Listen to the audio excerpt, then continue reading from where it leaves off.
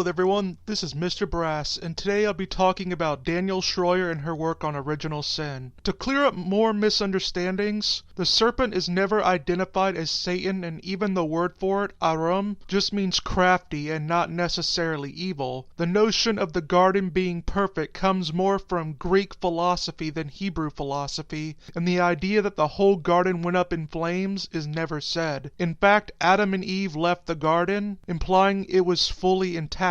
No place in Genesis says humans were created immortal, and in fact, God telling Adam that eating the fruit will result in death implies they knew death was a reality. In the garden, when Adam and Eve ate the apple, we weren't told God's emotions about it, but seeing how Genesis 3 was supposed to be a contrast to violent and angry gods of paganism, it's reasonable to say that when God says, "Who told you you were naked? Have you eaten from the tree which I command you not to eat?" he's more disappointed than mad. The serpent being cursed is sort of polemical against the pagans of the day, as the serpent was often depicted as a god or even a symbol of chaos, so when God stands over the serpent, you can say God is standing over chaos and showing harmony is its master. The serpent is a creature of mystery. James Charlesworth, in his book on the subject, noted that the ancient world in its serpent symbolism has 32 distinct forms of it. The serpent being part of creation and a lesser of God would send a certain messages to pagan religions where snakes were seen as equal to God. The serpent is a natural and normal part of the garden, with God not seeing the serpent as a trespasser. The serpent is neither good nor bad, as while he incites conflict, it provides the necessary conflict that will bring humans towards eternal life. Because Adam came from soil and soil is the source of life, God making the soil more difficult to farm is in a way affecting the reproducibility of Adam. The garden and Adam still have their integrity, but it's made more hard to accomplish. Eve being punished with harder childbirth and harder punishment is thus a sort of mirror of Adam. She remains with her dignity and function, but that things will be harder to maintain for her. Please note that God doesn't say that their sin will be passed down through generations. Jews and Muslims have pretty good interpretations of Genesis for what I can tell. First is that Genesis is a warning story to stay away from pagan gods. This is done by seeing the serpent as a symbol of the pagan gods and what they represent, with God saying he's above them and that the idea of them is what tempts mankind. The serpent pushes them to know good and evil, which in of itself isn't bad, but the way Adam and Eve obtain it is illegitimate and is done in separation of God. The tree of good and evil are supposed to be together, with the tree of life, as both knowledge and wisdom are needed so as to not lose our way. The Bible is clear that knowledge is power, but it is also clear that certain types of knowledge is destructive, which we know is certainly true. Many of the most evil men in history were intelligent and had knowledge, but it was outside of God, which is bad. Knowledge without wisdom is its own false god. Second is that the garden is a universal description of our relationship with God. There is times when we walk closely with God, but other times when we stray